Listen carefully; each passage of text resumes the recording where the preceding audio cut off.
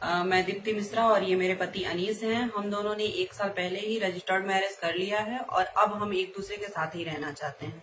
देश और दुनिया में हिंदू हृदय सम्राट के रूप में ख्यात योगी आदित्यनाथ के अपने जिले गोरखपुर यानी सीएम सिटी में एक हिंदू लड़के ने एक हिंदू लड़की से अपनी मर्जी से शादी कर ली।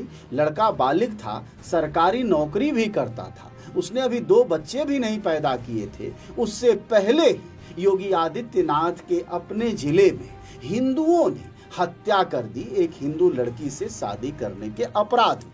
जी हाँ, मामला गगहा क्षेत्र, गोरखपुर जिले के गगहा क्षेत्र का है, जहां धर्मसेन देवकली गांव है। धर्मसेन देवकली गांव के ननिल कुमार मिश्र की बेटी दीप्ति मिश्रा ने अनीस से शादी की थी। अनीस की जाति दलित है, यानी वह धोबी समाज से आता है। समाज का वह तबका जो सवर्णों का एक समय में या दूसरी जातियों के कपड़े धुआया करता था, उस परिवार से वह लड़का आता था और दोनों ही एक ही तरह की नौकरी करते थे। दोनों सेक्रेटरी की नौकरी करते थे। दोनों को यानी दलित लड़का अनीस कुमार और ब्राह्मण लड़की दीप्ति मिश्रा, दोनों का जो प्रेम है वह उस दौरान हो गया जब वह ट्रेनिंग ले रहे थे। वह सरकार की निगाह में, परिवार की निगाह में और समाज की निगाह में एक सफल युवक युवती थे। वह आदर्श से समाज के, जिन्होंने पढ़ाई लिखाई करने के बाद शादी कर ली, वह भी बिना दहेज के। लेकिन अंकुश था, गड़बड़ था। वह क्या था? वह जवाब हिंदू हृदय सम्राट नहीं दे पाते हैं, न ही उनका संगठन आरएसएस दे पाता है कि अगर भारत के सारे हिंदू एक हैं, भारत में जातिवाद का खात्मा हो चुका है और सब अमीरी गरीबी मिट ही रही है, ऐसे में यह जाति के लफड़े से शादी का अगर क्या लेना देना है? आखिर दीप्ति और अनीस की क्या गलती थी? एक नहीं, कई वीडियो इस जोड़े ने बनाए। वह जानता था, वह एडीजी से, एसएसपी से, सबसे आग्रह किया, योगी की हर पुलिस से किया, और वह आज से नहीं कर रहा था जिसकी यह लाश इस दरवाजे पर पड़ी है, जिसकी पत्नी इस समय अर्ध विक्षिप्त सी रिएक्ट कर रही है। वह आज का सिलसिला नहीं है कि आज हत्या कर दी गई और इस जोड़े ने शिकायत नहीं की थी, बल्कि अनीस और दीप्ति ने तमाम वीडियो बनाए और राज्य के सभी बड़े पुलिस अधिकारियों से अपील की कि हमारे घर वाले मार सकते हैं, हमारी हत्या हो सकती है, हमें बचाया जाए। और यही नहीं, उन्होंने कहा कि हमने अपनी मर्जी से शादी की है। एक वीडियो सुनिए। एडीजी महोदय, गोरखपुर जोन, गोरखपुर। मैं दीप्ति मिश्रा और ये मेरे पति अनीस हैं। हम दोनों ने 1 साल पहले ही रजिस्टर्ड मैरिज कर लिया है और अब हम एक दूसरे के साथ ही रहना चाहते हैं। महोदय, 1 साल के बीच में हमारे बीच में मतलब कुछ ऐसी दिक्कतें आ गई थी जिसकी वजह से हम लोग अलग हो गए थे, लेकिन अब हम लोग एक साथ रहना चाहते हैं। इसी वजह से एक साथ हम लोग आ गए हैं। महोदय, इसी वजह से मेरे पति के ऊपर एक झूठा आरोप लगाया जा रहा है कि उन्होंने मेरा अपहरण किया है, और मेरे ससुराल पक्ष वालों पे भी यही आरोप लगाया जा रहा है कि उनके द्वारा मेरा अपहरण करवाया गया है और मुझसे ये सारी चीजें प्रेशर में करवाई जा रही हैं, बुलवाई जा रही हैं। महोदय, ऐसा कुछ भी नहीं है। मेरे पति और मेरे ससुराल पक्ष के सभी लोग बिल्कुल निर्दोष हैं। उन्होंने इसमें ना तो उनकी किसी प्रकार की कोई सहभागिता है और ना ही उनका कोई दोष है, लेकिन फिर भी महोदय, उनको कल रात से ही मेरे ससुराल पक्ष वालों को उठा करके गगहा थाने पे बिठाया गया है, जिनको अभी तक वहां से रिलीज नहीं किया गया है। महोदय, इस प्रकरण पे मेरी सुबह ही मेरी टेलीफोनिक वार्ता एसएसपी महोदय गोरखपुर से और एसओ महोदय गगहा से हुई है। मैंने उन्हें सारी चीजों की जानकारी पूरी तरीके से दी है और उनसे ये आग्रह भी किया है कि महोदय, मेरे ससुराल पक्ष वालों को तुरंत ही थाने से रिलीज कर दिया जाए। फिर भी महोदय, अभी तक कोई कार्रवाई नहीं हुई है और मेरे ससुराल पक्ष वालों को अभी भी थाने पर बिठा करके अभी तक प्रताड़ित किया जा रहा है और एक मेरे पति पे और ससुराल पक्ष वालों पे एक झूठा अपहरण केस लगाया जा रहा है। महोदय, ऐसा कुछ भी नहीं है। मैं अपने पति के साथ अपनी मर्जी से आई हूँ और अपने पति के ही साथ रहना चाहती हूँ। वीडियो में बहुत साफ है, पढ़ी लिखी लड़की है।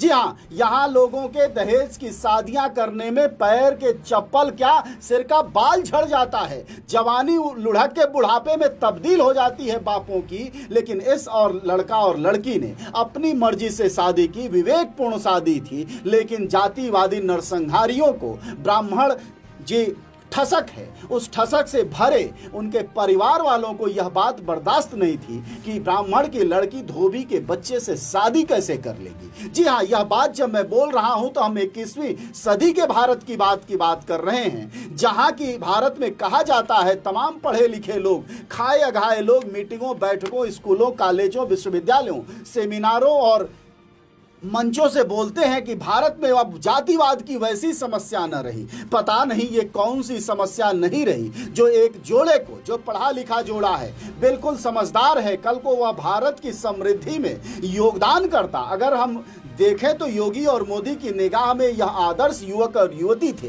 जिन्होंने शादी की। लेकिन जी हाँ, उनकी पुलिस, यही योगी आदित्यनाथ की अपनी पुलिस, जहां गुंडागर्दी राज्य में खत्म हो चुकी है और पुलिस का राज कायम हो चुका है। अभी योगी जी ने 3 दिन पहले कहा था कि युवाओं बहकावे में ना आओ। योगी जी से मैं पूछना चाहता हूं कि यह अनीस किसके बहकावे में था? वह तो आपकी नौकरी करता था, वह आपके सरकार में सहयोग करता था, उसके बदले मेहनताना पाता था, और आज उसकी हत्या हो गई है, तो कौन जिम्मेदार है? गोला थाने के अंतर्गत गोपालपुर बाजार में एक युवा की चाकू से वार करके हत्या किया गया है। परिवार वालों से मैं बात कर रहा हूँ, उनसे तहरीर लेके तुरंत एफआईआर दर्ज किया जा रहा है और इस पूरा घटना को देखते हुए एनएसए के तहत कार्रवाई करने की पूरा तैयारी की जा रही है। सर, कौन लोग थे, क्या आपको कुछ पता चला सर?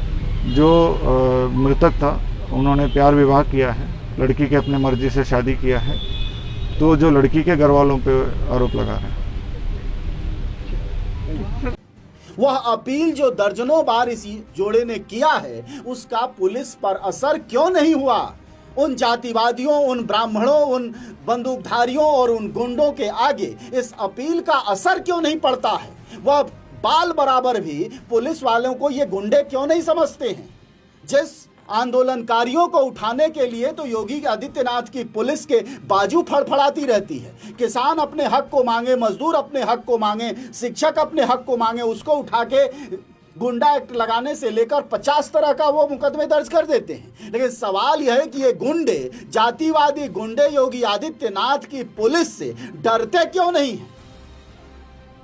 और आप देखिए क्या हुआ इस परिवार के साथ। खून खौल उठता है भारत की इस व्यवस्था पर कि आखिर कैसा देश पिछले 70 सालों में हमने बनाया है, जहां की जाति देख के शादी होगी, भले लड़की बर्बाद हो जाए, खत्म हो जाए, तमाम बेमेल शादियां होती हैं। रोज भारत में सबसे बड़ी समस्या तलाक की है, मियाँ बीवी के बीच न पटने की है, लड़की ब्याह करके नैहर में पड़ी रहती है। चिंता ये नहीं होती इन जातिवादियों की, लेकिन चिंता ये है कि दूसरी जाति में शादी कर लेती है तो इनके फड़कने लगते हैं। क्या यह रोटी देंगे? क्या यह रोजगार देंगे? सब जातीय ठसक और सनकपन है। इन्हें उठा के जेलों और पागलखानों में डाल देना चाहिए। और एक अच्छा भारत बनाने के लिए जरूरी है कि जाति की यह जो दिमागी पागलपन है वह खत्म किया जाए। लेकिन योगी की पुलिस इसमें अक्षम दिखाई देती है। सिर्फ योगी भाषणों और मंचों पर बोल देते हैं कि हिंदू एक हैं। ये हिंदू अगर एक होते तो क्या यह दुर्गति थी? क्या यह कोई लव जिहाद था? लेकिन सवाल यह है कि प्रेम के अगर रक्षक होंगे तो सभी धर्मों में एक होंगे। अगर प्रेम का रक्षक शासक होगा तो वह सभी धर्मों की रक्षा करेगा। लेकिन हमारे योगी जी और इनके जो अनुयायी हैं वह बेचारे लव जिहाद और हिंदू मुसलमान में ही लगे रहते हैं। उन्हें कहाँ फुर्सत की वह सामाजिक जागरूकता फैलाएं और देश में कम से कम इस निःशंस हत्याओं से लोगों को उबारें।